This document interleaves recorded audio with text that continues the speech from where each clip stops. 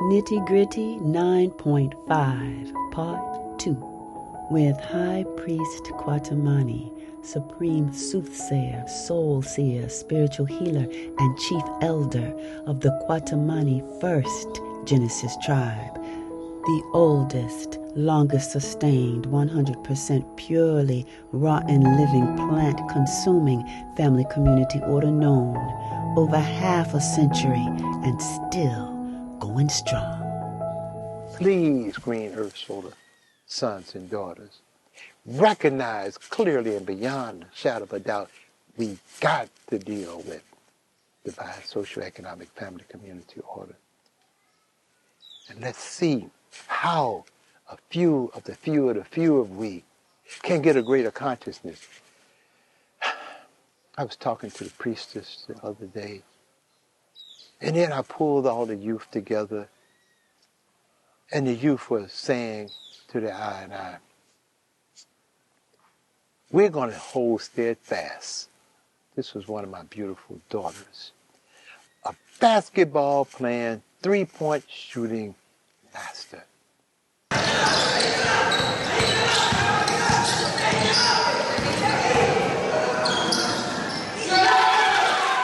And her echo was coming from one of my sons, who happened to be presently the slam dunk champion. And yet they say they're going to hold fast.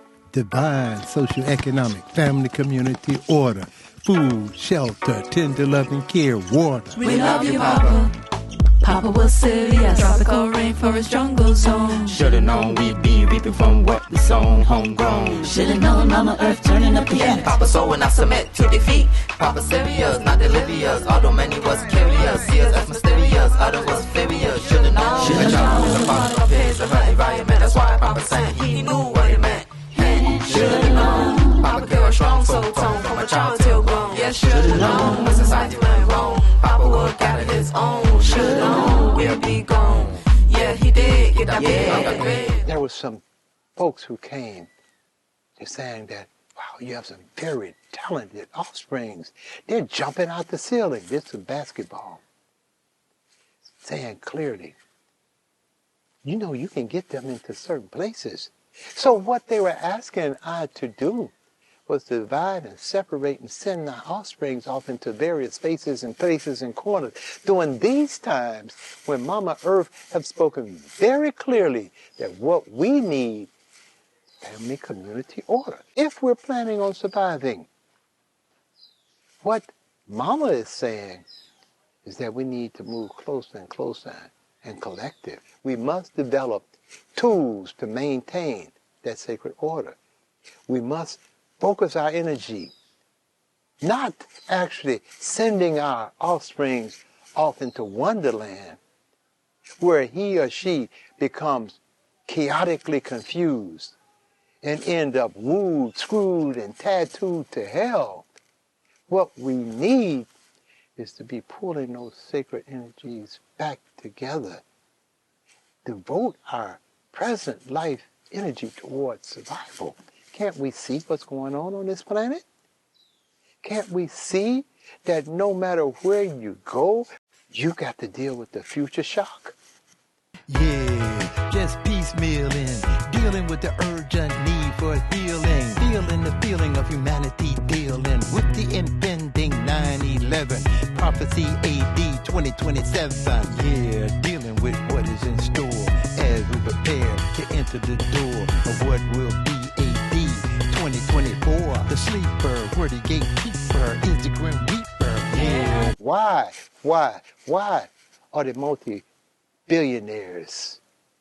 Why are they building bunkers? Why are there so many beings going off into these spaces and places and finding land base and putting together what we would call survivalist communities? And why are the indigenous populations happy wandering around, business as usual, thinking that everything is going to just be open for them to get what's left? And you're going to get what's left. And what's left is going to be dead, devitalized, and depleted energy that oppose your existence even more to the point of self-destruction. I'm not condemning those who decided to move somewhere and establish survivalist community. I'm not condemning the multi-millionaires, multi-billionaires who are going off somewhere building them bunkers. They have been part of the financial tool of it. So that means a part of the schematics, and they have enough sense to see exactly where it's headed. And so their goal and objective is to find a space and place of security so that they'll have a better chance of surviving, and they'll be able to come out after the storm, after the conflict, confusion, chaos, because they believe that there's going to be a wipeout. Soaring temperatures. 40.2 degrees. Pakistan reeling from the devastating floods caused by monsoon rains. We are on a highway to climate hell with our foot still on the accelerator. Hurricane Ian has changed Florida forever. This one could not contain it because the water was too much. We are seeing tragedy unraveling in front of us. Tell you something. Whether you believe it or not, there's a reality to that. And that reality has been manifested by a mindset that's opposed to our existence, opposed to existence of Mother Earth, opposed to divine order. And it has manifested its own self-destruction. And actually, when you look at those who are running around trying to get them bunkers somewhere, or survivalists and etc., you can see that somewhere in that being, he or she realized that, hey, I want to survive, I want to live. So therefore, let's set somewhere up when this chaos go on, I'll be able to eat food of some sort, whatever they're eating, to maintain whatever level of life within them so they can see a brighter day. What I'm saying is that we got to see the writing on the wall. We got to comprehend that there's a greater movement that must be going on among the sacred few of the few of the few of the few. And I'm specifically aiming this energy at those indigenous populations, those populations who have been invaded and persuaded over time to honor, obey, worship a nature that opposes his and her existence. And what I'm saying is that we must realign with the glory of our sacred ancestral spirit presence. We are soul beings. We are beings of spirit. We are beings who focus on the wholeness of our existence, giving honor to earth, wind, rain, and sun. We can't participate in an energy that do not give honor to Mother Earth, who do not respect the air, who disregard and pollute the water, and who actually don't comprehend the power of the sun, the Ra. We have to comprehend that the planet is getting hot, like it or not. And we got to deal with Ma'at during this green earth solar conscious melting pot. We got to melt into divine social, economic, family, community order. That's what I'm saying. My ancestors come from many different parts of that mitochondrial mother's offspring and vibration. Okay? This is where I'm at right now. You evaluate where you're at right now. And let's see how we can find ways and means to come together within one channel of thought and reasoning. I'm talking about the few of the few of the few. And see what we can do to take those offspring and vibrations. If you're a parent, and if you are one of the youth who got the sense to hear and reason with this holistic living truth, find your way to those who have a network, not a bunch of rap and rhetoric. I'm talking about who are planting and growing and harvesting. I'm talking about those who have took the challenges of working through those various elements of conflict, confusion, and chaos to come together in at least a bond of unified movement, who are able to work through the challenges, who have shown that they can survive in areas where there are no mass populations. There are no supermarkets. We have to be able to get to a better place in space. And what I'm saying is, this is gathering time. Let's take time and communicate. What we need to do is take a giant step forward in a collective conscious movement of divine social, economic, family, community order. And whether we want to hear this or not, this is truly and sincerely not about the color of one's skin. Be one blonde, brunette, bald-headed, black-headed, naughty, dreaded. It is about divine social, economic, family, community order. And we know for a fact that as souls, we move and change body temples, and we will continue to move with a collective consciousness of energy that will relate and work within the environment, and that we are a product of our environment. We know that there are certain things that have caused hair texture change, skin tone change, etc. We're not talking about that. We're not going to get confused over the idea that because someone has a particular hair texture or skin texture, that that's their level of whatever they bring. We're going to look into the soul-to-soul relationship and see with our inner soulful eye, that third eye, and see if the soul is vibrant or not. And within that, we're going to work to connect to a whole life oneness, divine social, economic, family, community order, bringing the tools that we have to the table to see how to perpetuate a greater sense of consciousness into the generation next. That's where we got to be. And if we're not about that, we're really not about nothing much except maintaining the status quo. And that's going downward spiral. But that's your thing. Ride that pony to the last step. You know, they've been talking about certain things historically, and I just vibe on it right now. We're talking about the 4 horsemen. We're talking about all the different scenarios that are energy that have declared from its mixing and mingling and tearing up the various text communications that came out of our sacred temples and our Kemetic lifestyle, have taken it and twisted it all kind of ways and don't even know that what happened is it has actually expressed where we're going, if we're on that trail. When the first 4 of the 7 seals have been broken, 4 riders shall be summoned. Conquest, war, famine, and death. With them these riders shall bring the apocalypse. There's a trail of those who are of that 4 pale horseman vibration, that vibration that perpetuates the status quo. Now there's a trail of the survivors of the sacred few of the few of the few. That's where the sacred few of the few must be headed. What we can do is perpetuate holistic living truth into every offspring and vibration of the generation next. If we do that, if we can maintain the basic principles, number 1, consuming from the fruits of the tree of life. We're all living fruits, vegetables, seeds, nuts, herbs, and spice.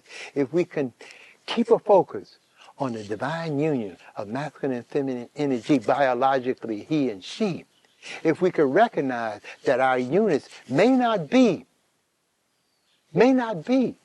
a collective energy of he and she, that it could be he and 4 or 5 she's.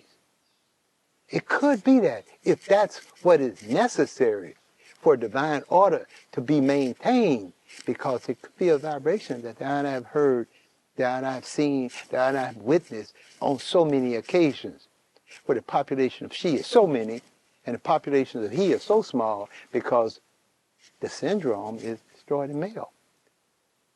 Disabilitate him. imprison him, take him to his lower and lesser degree. And the feminist plenty.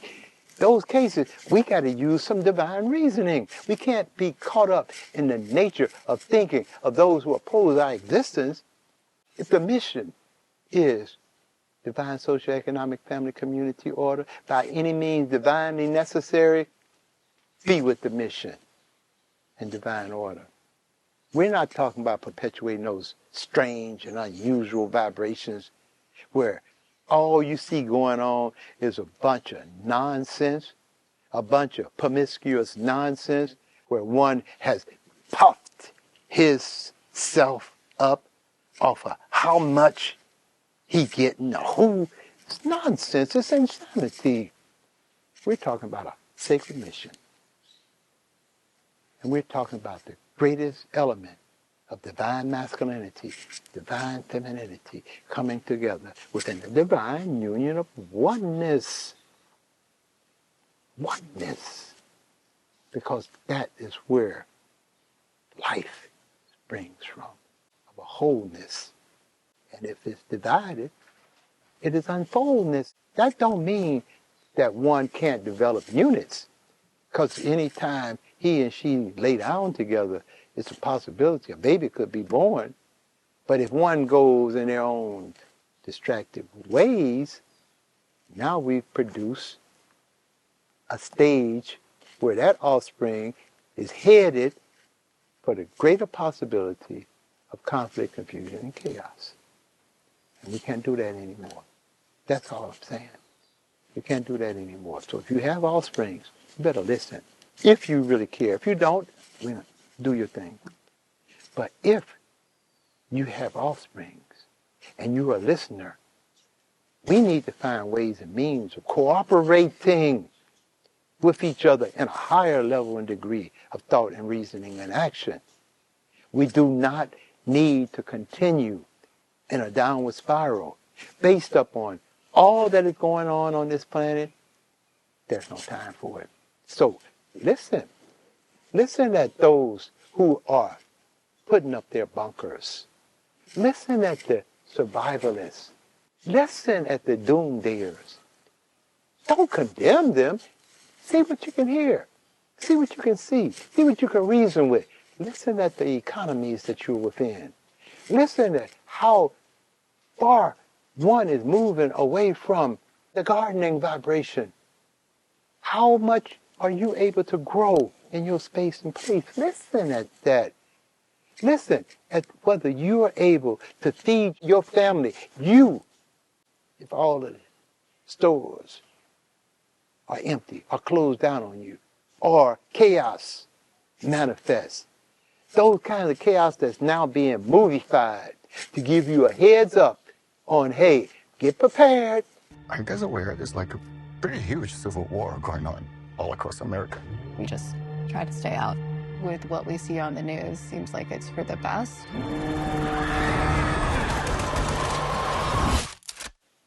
Don't take it as a joke. And if it don't happen, you're already prepared. Because if it don't happen, don't think it won't happen. It just means that the happening may have missed the date that you had in mind. But know for a fact, there's no way out of the downward spiral except the explosion. The only way to turn from a downward spiral is to find a way and means to reverse that bad mamma jamma and head up. Get off of that parallel. Take another route. Do not go through the door where the grim weeper controls the floor. This is our turn. Look, listen, learn, discern. Because this is our turn. Divine socioeconomic family community order is our survival mode. And if it's not about this, we, the sacred few of the few of the few of the few, must not be about that, whatever it is, because it is nothing left beyond divine order except toxic disorder. Let's reason. Let's hear from you. Feel you. Feel those who are of and among you. And make your decision wisely as to what it is that you're going to do to help perpetuate a greater sense of your soul-to-soul duty, obligation, and responsibility to you as a soul moving forward, and to the generation next, who may be the physical space and place that you are headed for as a soul. And do not take this as some kind of fantasy joke. You see, the joke has been on you. The fantasy, delusion, illusion, and the dreamland version of that romantic notion is the joke. Once you oppose divine socioeconomic family community order, the joke is on you. We could comprehend that. We could comprehend that we cannot possibly maintain a sense of order, a sense of community, a sense of simple divine socioeconomic family community order functioning as individuals. We are very clear on the fact that self-asserted reasoning was actually a nature of energy that manifested a deity of conflict, confusion, and chaos. Mama Earth is shifting and changing so fast. It's like the ancestors are speaking loud and clear. Roll call. Mama Earth is calling the roll. Like it or not, the planet's getting hot. Got to deal with my art. Listen, Earth, solar, sun, and daughters. Nowhere to hide outside divine order, divine socioeconomic family community order. We had the eldership established. We had councils, brotherhood and sisterhood reasoning. And we looked at the fact that the greatest mission that we have is to keep that family community order strong and vibrant. You see, we comprehended the key thing. We comprehended that it takes a village to raise a child. It takes a community to raise children. Simply because the child is a product of his or her environment. The environment will produce what that child will be, and that child will be what that environment has produced. There's so much that the sacred ancestral indigenous populations have to reveal. So much was concealed and sealed prior to this third cycle of 9, this sacred ancestral soul-to-soul gathering time. And all that rises must converge into this sacred ancestral spirit surge. Yes, it's the gathering time of divine social, economic, family, community, order.